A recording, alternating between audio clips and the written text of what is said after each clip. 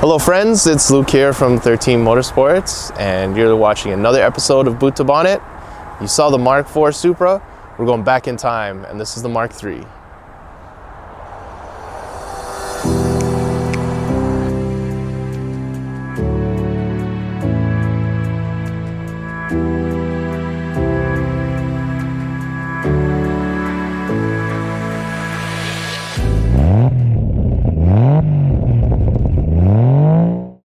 Okay, so we're gonna start off with the fly on my nose. We're gonna start off with the boot. So let's take a look back here and see what junk is in the trunk. So this car was originally a naturally aspirated Mark III Supra with some crappy non-turbo engine that wasn't even in there when we got the car. So the car came in, we had the car on a flatbed and a 1JZ engine, and we were charged with putting it together. So if you take a look at it, there is no wing on the back, nothing fancy back here going on except for this muffler, which is kind of a dead giveaway that there's something inside. So we've fabricated a full Vibrant Performance exhaust system using their TPV barrel style muffler. And other than that, in the rear of this car, there's not too much going on. So let's walk our way around and see what else is way more interesting. It does have some little bits like these blacked out markers, right? We got these wheels with some Firestone Indy 500s, really classic rubber we use a lot in the shop. And up front, same thing, some spacers to level it out a little bit. And of course, it's got the pop-up lights on the front. So this is kind of classic and very iconic.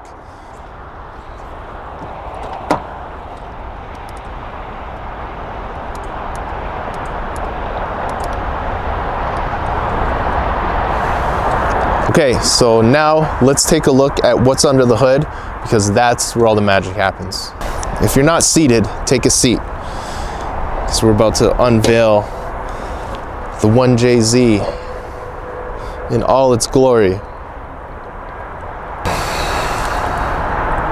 So there's a lot to go over in here, but it is a fairly simple swap with a couple additions that we did at the shop.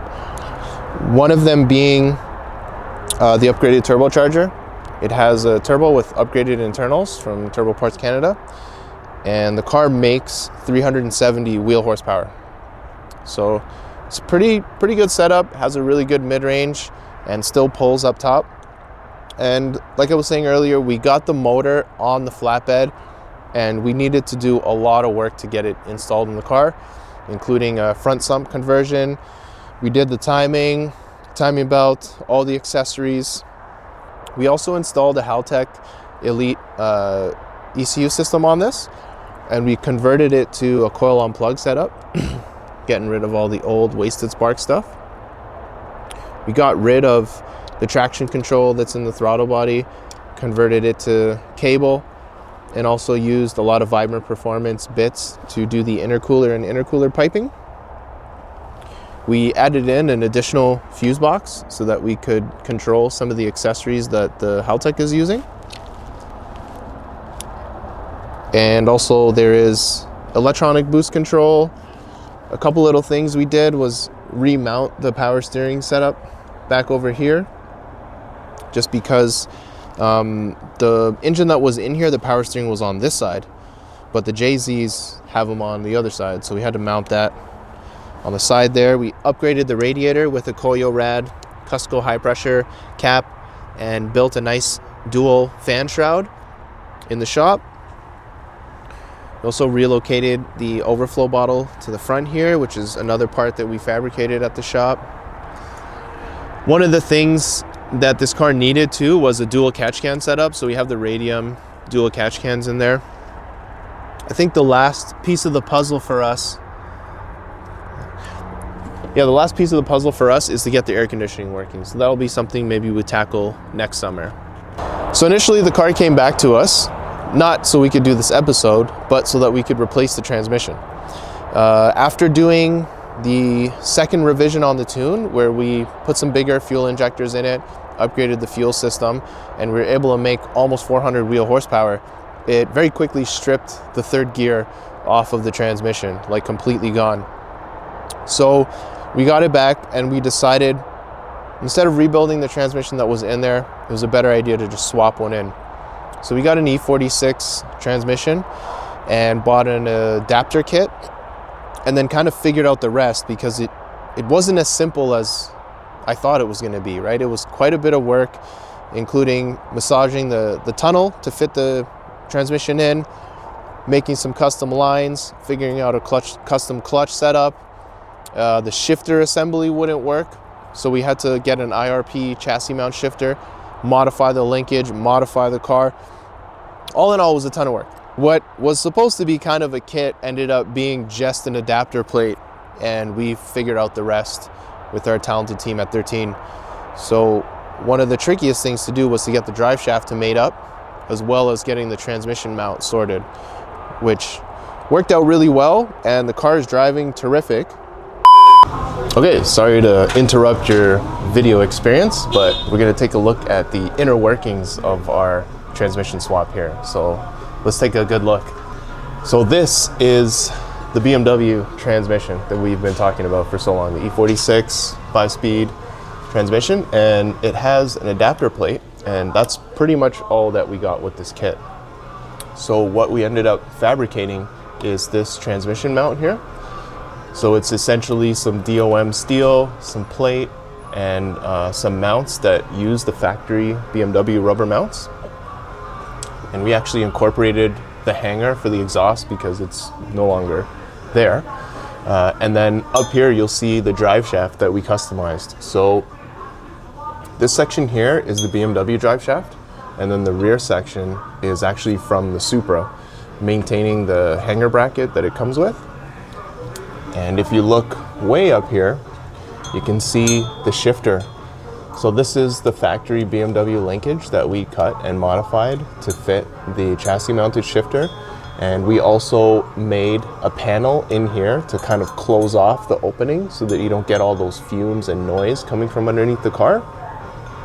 And there's a little rubber boot here to also keep control of all the fumes, noise, and yucky stuff.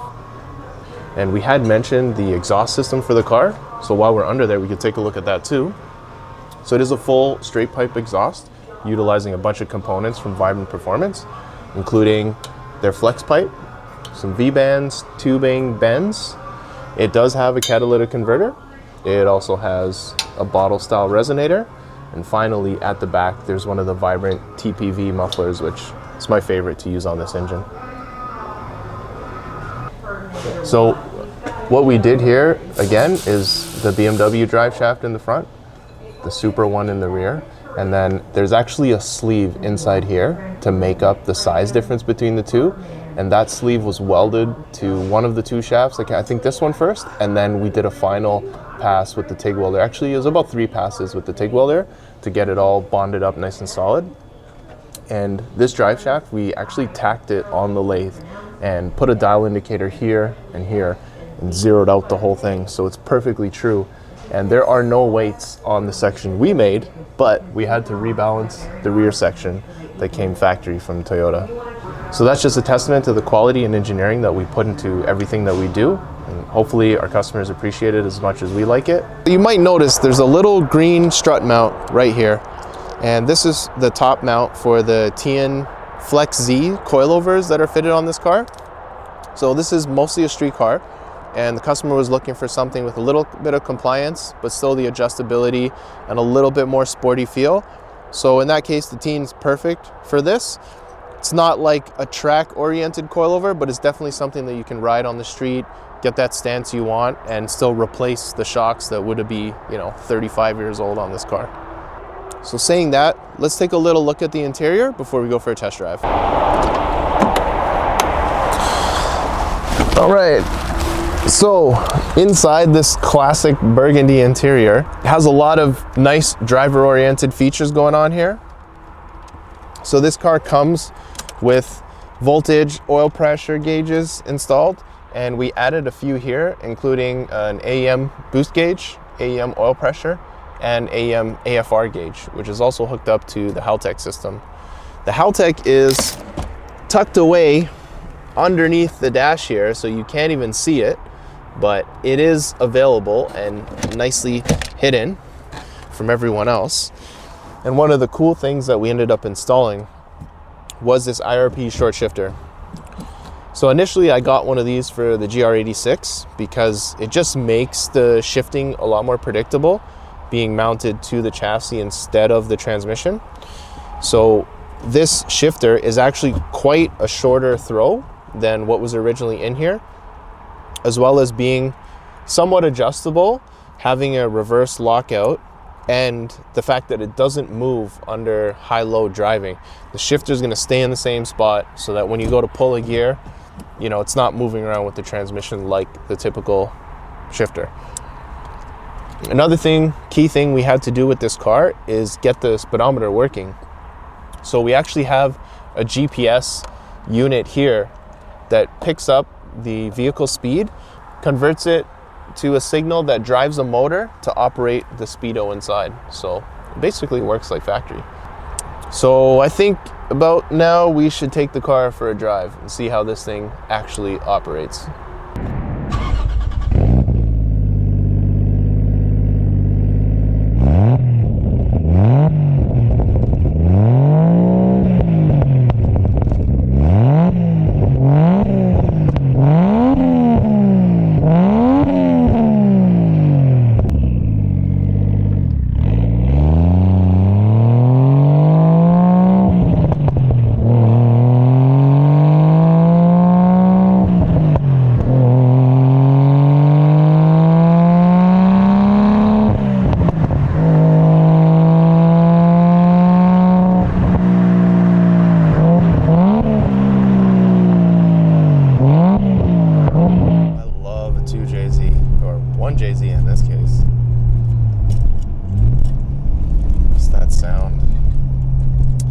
Miss it, you know. Sometimes you get Jay-Z withdrawals. Not talking about the rapper, no Diddy. I'm talking about the real Jay-Z GTE. Arguably one of the best engines ever made. Ever. So we didn't use the stock turbo on this car. It's got an upgraded one by Turbo Parts Canada.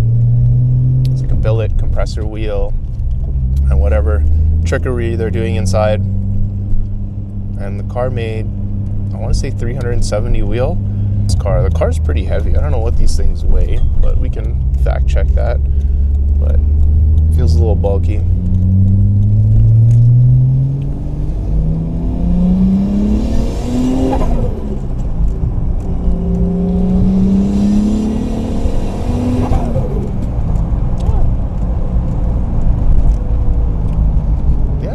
Like it 0 to 60 is pretty damn good. Everything sounds good. And I'd probably call this a success. There's zero vibration whatsoever. Okay, one thing that is really annoying about this car, I don't know if it's the size of my feet or what, but my foot is touching the brake and the throttle at the same time, and it's really annoying to drive. You can't heel and toe it or anything, so that's something, you know, might have to adjust later. Cut off a piece of the pedal to get some more room in the pedal area, because those little things that you do all the time with your car are so critical. You know, people really don't think a lot about pedal spacing and, you know, like the effort you need to apply the throttle and things like that. But, you know, you notice when someone else gets in your car and complains about it pretty much. Okay, so we're all done. Boot to bonnet. Thank you so much for washing. Special thanks to Matt, our customer, for letting us rip around on his car a little bit and do this awesome project. And thank you again to our sponsors, Vibrant Performance, Enios, HKS, X Clutch, and JRP. Peace.